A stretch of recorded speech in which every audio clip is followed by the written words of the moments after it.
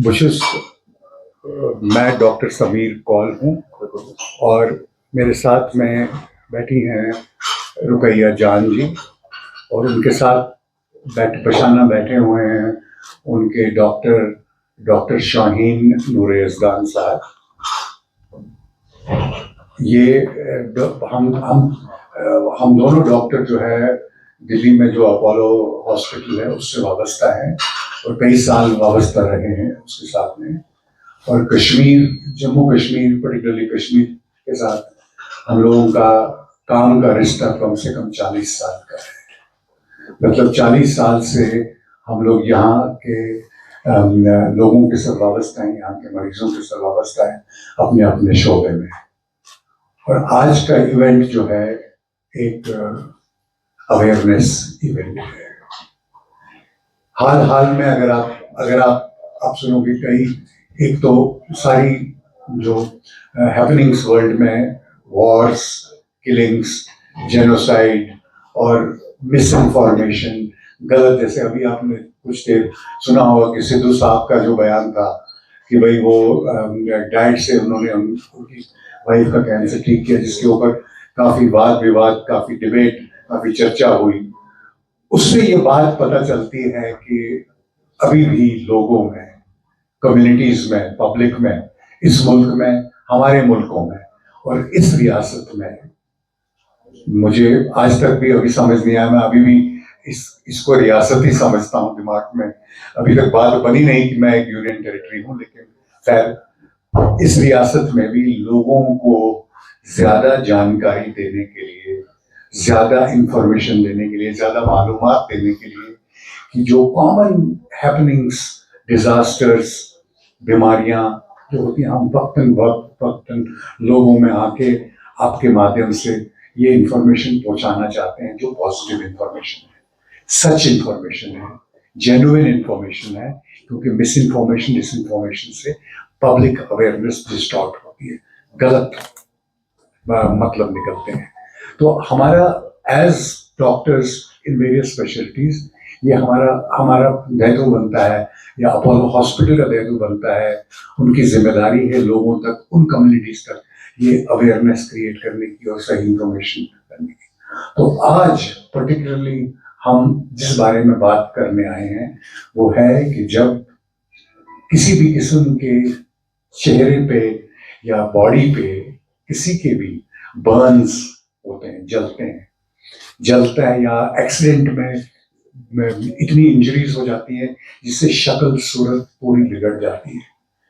हमारे लिए तो वो 4 दिन की चर्चा होती है, आप लोग भी लिखते हैं, चाहे वो एक राइट में हुआ हो, चाहे किसी ने वो घर में आगजनी में हुआ हो ऐसा वो इंजरी, या कभी आग, मतलब जो आग में मुलविस हो कहीं पर भी, जो जहाँ कहीं होता है, कश्मीर में बहुत ज्यादा होती है, फायर्स होते हैं, एक्सीडेंट्स होते हैं, रोड साइड एक्सीडेंट्स भी होते हैं।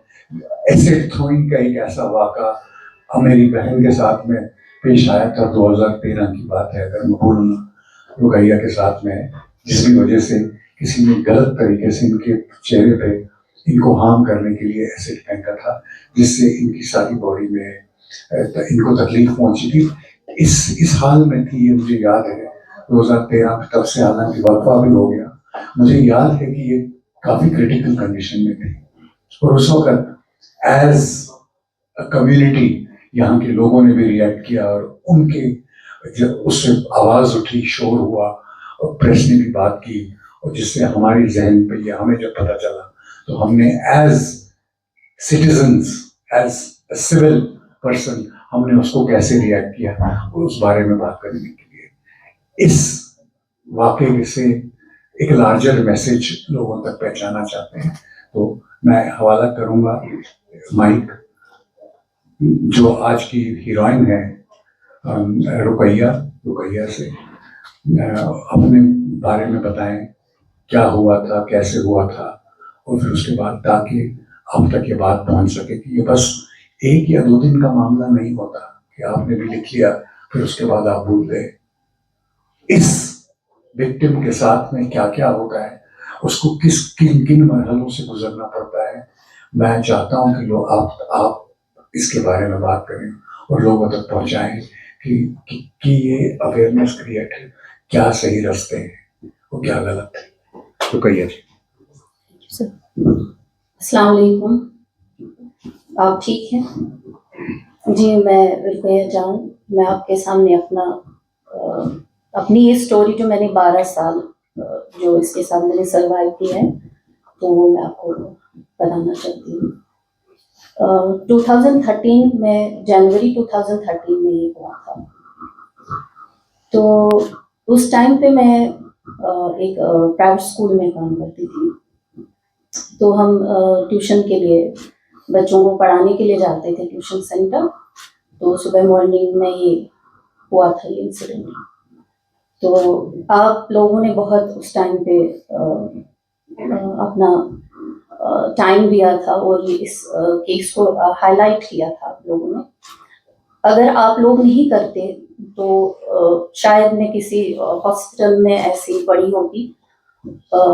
मैं वहाँ दिल्ली तो मैं बिल्कुल भी नहीं जा पाती अगर आप लोग ये हाईलाइट नहीं करते उस टाइम पे। जब मैं दिल्ली पहुंची तो मुझे लगता है कि वर्ल्ड के सबसे बेस्ट डॉक्टर मुझे मिले हैं, जिनके लिए मैं अल्लाह ताला से शुक्र अदा करती हूँ कि उन्होंने मेरा ट्रीटमेंट किया।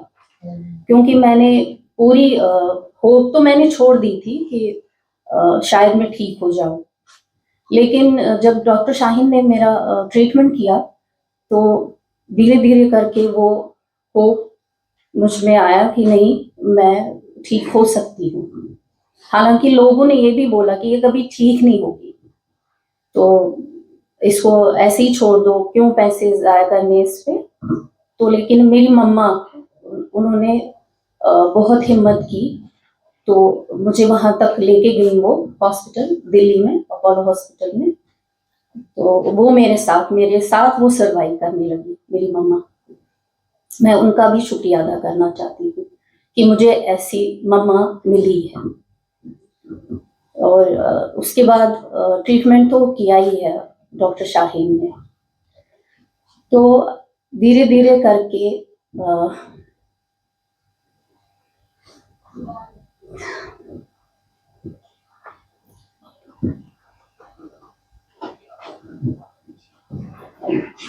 मुझे लगता था मैं ठीक नहीं हो पाऊंगी कभी भी। सॉरी।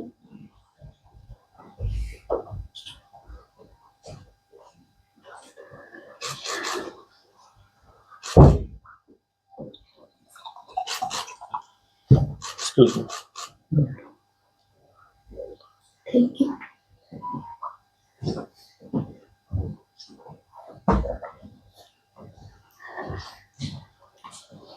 सॉरी, मैंने इसे रिएक्ट किया इसमें क्योंकि मुझे थोड़ा सा कुछ पुराना याद आ गया।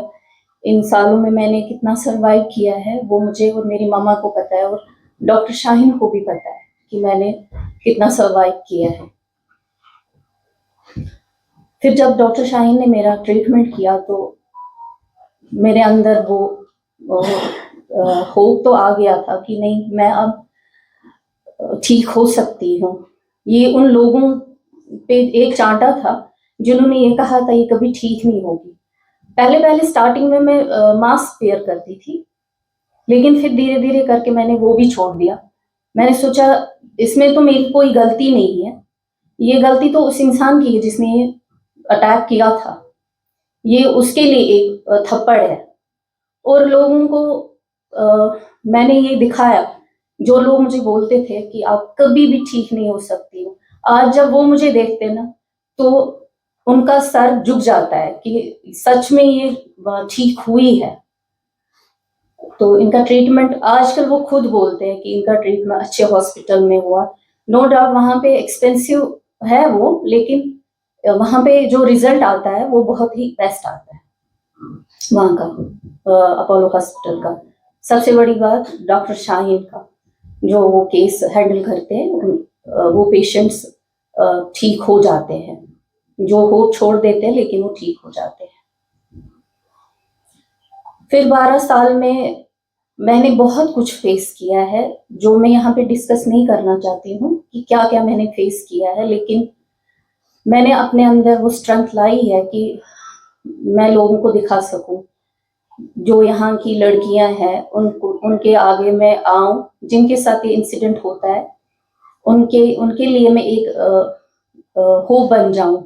क्योंकि यहाँ पे ऐसा भी ये है, सोच ऐसी है कि लोग बोलते हैं कि नहीं आप क्या घर से बाहर निकलेगी, इसके साथ ये हुआ है, इसको अंदर ही बिठा के रखो। लेकिन मैंने ऐसा कुछ नहीं किया, मैं निकली। मुझे ये ना गवर्नमेंट ने तब जॉब दिया था।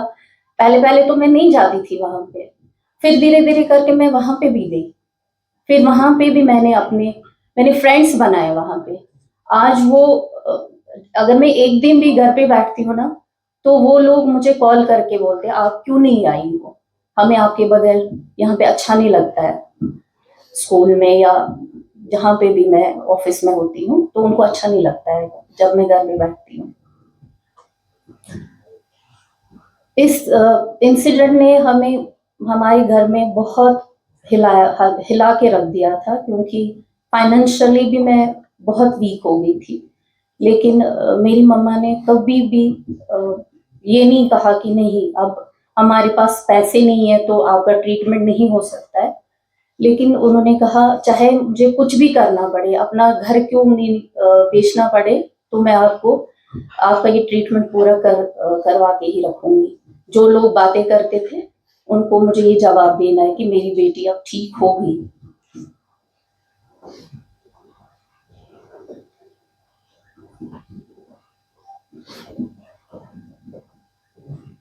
Okay, I'd like to say something about her. You know, I first saw her on television. I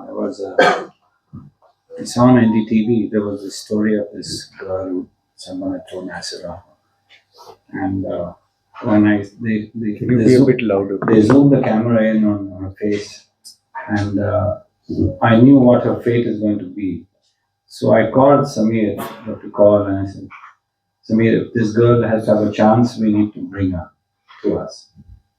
And he mobilized everybody here in Srinagar, and we picked her up and we flew her into Delhi, and we started out. Acid burns, as you know, are really, really bad injuries, and her left eye was badly burned as well, which she finally lost. Her face was completely deformed, as in she had lost both her eyelids, her upper and lower eyelids. And she, over a period of how many years? 10 साल? 12 साल से हम किए जा रहे हैं ना कुछ. She's now 12 years. I think she's had more than 10 operations and about 25 odd laser procedures to reach where we have got.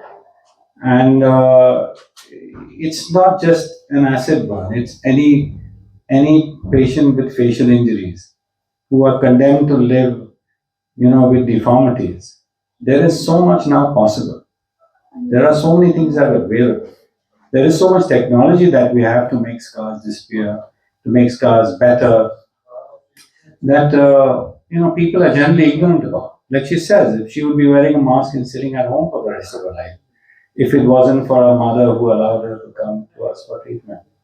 So the message here is that, we need to be aware of the stuff that's available out there, the things that we do to help people like her with these kind of wounds and injuries. And even things like even the prosthetic eyes that we make these days. We can make eyes that move with the other eye. That technology is available to us. Of course, she does not have that one because that's very, very expensive. But there is so much out there that we can do. It comes at a cost, but we try to keep costs at the minimum. I mean, we were hardly charging her our professional fees because we knew her background. So it was mostly the hospital bills that she had to cover. And here we are after 12 years. She's still awaiting another small operation, which is due in the next 2 weeks to fix a little bit of her eyelid as well. So it's an ongoing thing, it doesn't end. The end point is when really she's pretty good. She's my baby, this one.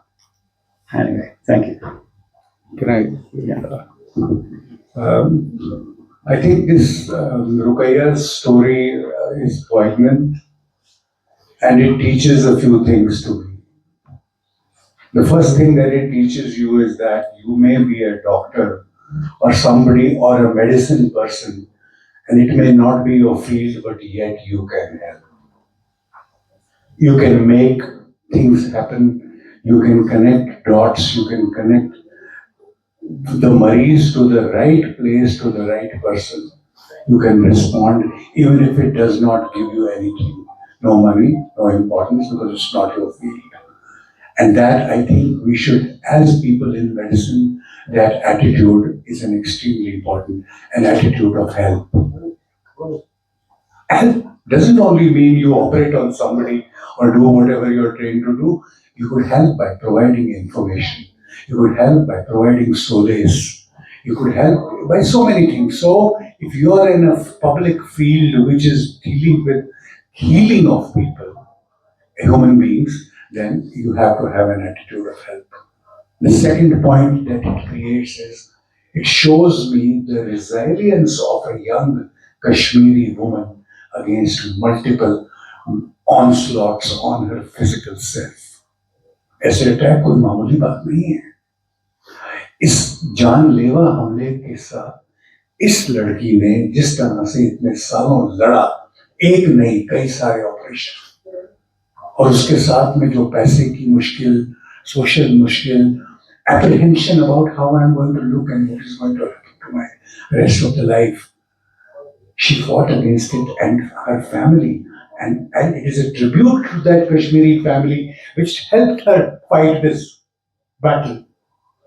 So it's a larger message. That is how all families should be. Stick together in terms of adversity. And I'm happy that we have it in our communities. And the third thing, which is very, very important, please and please make sure that each one of you is medically insured, because good treatment costs a lot of money. Whether you get it from the Ayushman card or you make one of your own, please take medical insurance seriously, because to get well and to get the best chance at your life, you're going to require money. There are no free excursions in the world. Modern technology and lasers that made her look like this today cost a lot of money. And everybody must have an access to it. Doesn't depend वो किस वर्ग से है समाज. Thank you.